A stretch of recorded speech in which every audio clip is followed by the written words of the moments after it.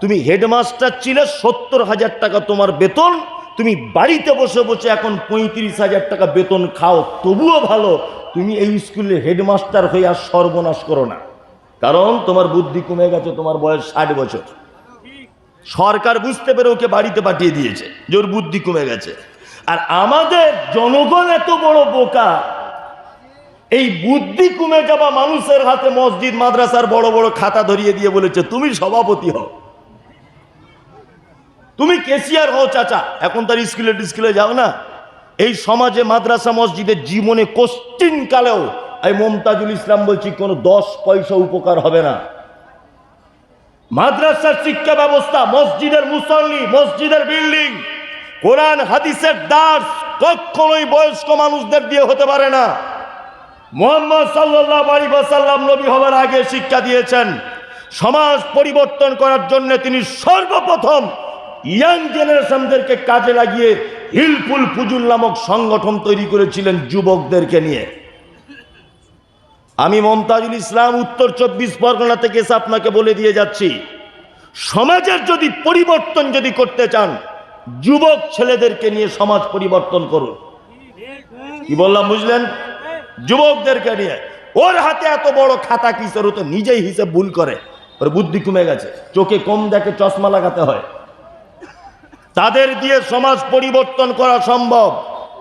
যারা রাতারাত্রি বন্ধু বান্ধব 4-5 জন মিলে পরের ঝাড়ের বাঁশ কেটে রাত্রের বেলা পরের জমি দখল করে ক্লাব তৈরি করে ফেলতে পারে, এই যুবকদের দ্বারাতে সমাজও পরিবর্তন করে ফেলা একেবারেই সহজ। এরা তো সেই যুবক বিশ্বকাপ ফুটবল মানে ক্রিকেট খেলা দেখবে বলে ওই রায়গঞ্জ থেকে বড় এলইডি ভাড়া করে পাড়ার চায়ের দোকানে লাগিয়ে দিয়ে সবাই মিলে চেয়ারে বসে দেখছে। এরা তো সেই যুবক, এদের দ্বারাতেই পরিবর্তন হওয়া সম্ভব। কি বলছে বুঝতে পারছেন না? কোথাকার কিছু নয়, মাদ্রাসা মসজিদের দায়িত্বগুলো দিয়েছে, বুড়া মানুষ চোখে কম দেখে, বলছে তুমি সভাপতি হও। ও সভাপতি হয়ে কি করবো? তো বুদ্ধি কমে গেছে। কি বলছে বুঝতে পারছেন না? 2, সমাজ পরিবর্তন করতে গেলে ওই জ্ঞান দিয়ে পরিবর্তন করতে হবে যেটা হচ্ছে ওহির জ্ঞান। আল্লাহ তাআলা বলেন, নাহনু নাকুসসু আলাইকা আহসানাল কসাস বিমা আওহাইনা ইলাইকা হাযাল কোরআন। সারা পৃথিবীতে যত পদ্য, যত উপন্যাস, যত কবিতা, যত আবৃত্তি, যত ছন্দ, যত রকমের গদ্য পদ্য যা কিছু আছে, সমস্ত কিছুর থেকে উত্তম ঘটনা কাহিনী, উত্তম কথা আমি আল্লাহ সুবহানাহু ওয়া তাআলা পবিত্র আল কোরআনে বর্ণনা করে দিয়েছি।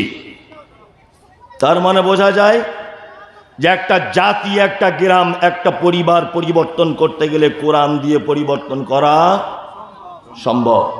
কোরআন ছাড়া অন্য কিছু দিয়ে পরিবর্তন করা সম্ভব নয়। আমার বক্তব্যের বিষয় শিক্ষা, তাই তো?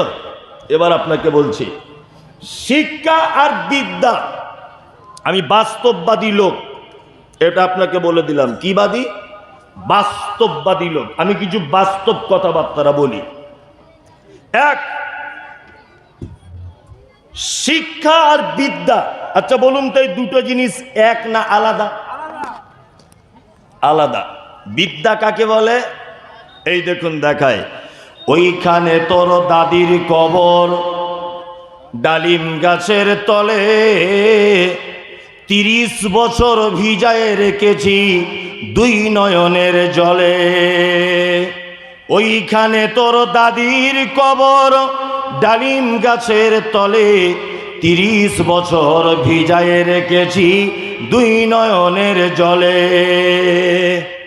এর নাম বিদ্যা। রাখাল ছেলে বাড়ি ফিরে যাও, বাঁকা গায়ের পথ টিপে কোথায় চলে যাও। ওই সে দূরে মাঠের পরে সবুজ ঘেরা গা, কলার পাতায় দোলার চামচ, শিশির ধোয়া পা। এটার নাম বিদ্যা। এটার নাম কি? বিদ্যা। মানে একটা দাদু তার পোতাকে বলছে, তোর দাদি 30 বছর আগে মারা গেছে, তোর দাদিকে এত ভালোবাসতাম, তোর দাদির প্রেমে পড়ে আমার চোখের পানি পড়ে পড়ে চোখ কানা হয়ে গেল রে। এইটা স্কুলে পড়ানো হচ্ছে, কোথায়? স্কুলে। তা ওর বউ মারা গেছে, এটা স্কুলে পড়িয়ে এর কোনো উপকার হয়? ছাত্রের কোনো উপকার হবে বলুন তো? হবে? এর নাম বিদ্যা। এর নাম কি? বিদ্যা, যেটা মানুষ মুখস্থ করে অথচ তার থেকে কোনো কাজ হয় না, এর নাম বিদ্যা। শিক্ষা কার নাম? যেটা মানুষ শেখে, তার সাথে সাথে তার চরিত্রের পরিবর্তন হয়, তার ভাষার পরিবর্তন হয়, তার ব্যবহারের পরিবর্তন হয়, এটার নাম কে?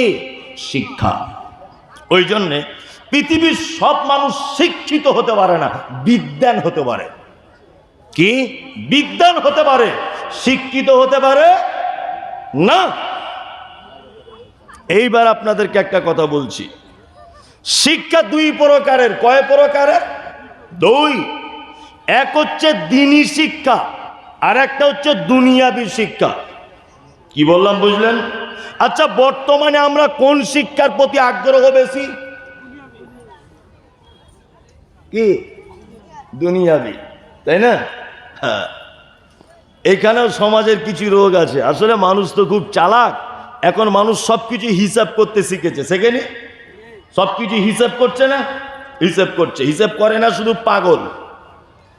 আমি তো আজ পর্যন্ত আমার চোখে একটা পাগল আমার চোখে পড়েনি।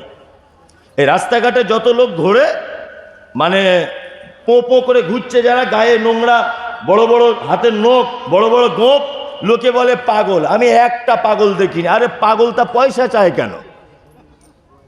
ও যদি পাগল হবে পয়সা চাইবে কেন? হ্যাঁ, ও পাগল হলে নিজে পায়খানা করে নিজে খাবে, এটা নয় পাগল। ও যদি পাগলই হবে তা পয়সা চাচ্ছে কেন? বোঝে কি করে যে পয়সার দরকার? বলুন। হ্যাঁ, পাগল? পাগল নয়, ও পাগল নয়। শিক্ষা দুই প্রকারের। মানুষ এখন এত পাগল নাই যে মানুষ হিসাব করে রাস্তা চলে না, সবাই হিসাব করে রাস্তা চলে। এই মমতাজুল ইসলাম বলছি এ কথা, আর 15 থেকে 20 বছরের মধ্যে আল্লাহর ঘর আল্লাহ চালাবে, ওটা আলাদা ব্যাপার। 15 থেকে 20 বছর পরে এই যত পশ্চিম বাংলার মাদ্রাসা আছে এইগুলো দেখবেন আস্তে আস্তে আস্তে আস্তে দীপ দীপ দীপ দীপ দীপ দীপ দীপ দীপ করে চলছে, এক পর্যায়ে বন্ধ হবার পথে চলে আসবে। দেখে নেবেন আপনি 15 থেকে 20 বছর আগে। কারণ প্রত্যেক গার্জেন এখন হিসাব করতে শিখেছে। আমার ছেলে মাদ্রাসায় পড়ে, 10 বছর পড়লো, মৌলভী সাহেব হলো, মসজিদ ইমামতি করবে, বলছে বেতন কত? 3,500 টাকা। আর মমতা 3,000, 6,500, ডিউটি 24 ঘন্টা। কি বললাম বুঝলেন? তাহলে একটা গার্জেন হিসাব করছে আমার ছেলে 12 বছর পড়ার পরে ওর বেতন 6,500, ডিউটি 24 ঘন্টা। আচ্ছা বলুন তো, আপনি আপনার বেটাকে মাদ্রাসায় পড়াবেন? পড়াবেন না। আপনি কি হিসাব করছেন? আপনি হিসাব করছেন আমার ছেলে যদি আলামিন মিশলে পড়ে MBBS ডাক্তার হয়, 4টে রুগী দেখলে 4,000 টাকা ফি। স্বাভাবিক, তাই না? আর এই মাদ্রাসাগুলো দ্বীপ দ্বীপ করে বন্ধ হয়ে যাবার পিছনে আপনি আর আমি মমতাজুল ইসলাম দায়ী, আর কেউ নয়। ওই জন্য আপনাকে বারবার এর আগে সোশ্যাল মিডিয়াতে বলেছি যে মাদ্রাসা মসজিদের ইমাম সাহেবদের বেতনটা একটু বাড়িয়ে দেন, খুব বেশি বাড়িয়ে দেন। অন্তত পক্ষে যেন গার্জেন পক্ষ দেখতে পায় এটা, যে না, একটা মসজিদের ইমাম 15,000 20,000 টাকা বেতন, সংসার চালানো কোনো অসম্ভবের কিছু নয়, সম্ভব অবশ্যই, সম্মানের সঙ্গে আমার ছেলে থাকবে। কি বললাম বুঝলেন না? হ্যাঁ, তাহলে শিক্ষা কয় প্রকারের? দুই প্রকারের। একটা দ্বীনি শিক্ষা আর একটা দুনিয়াবী শিক্ষা। অবশ্যই আমি মমতাজুল ইসলাম একবারও বলবো না যে আপনার ছেলেকে মাদ্রাসায় পড়ান।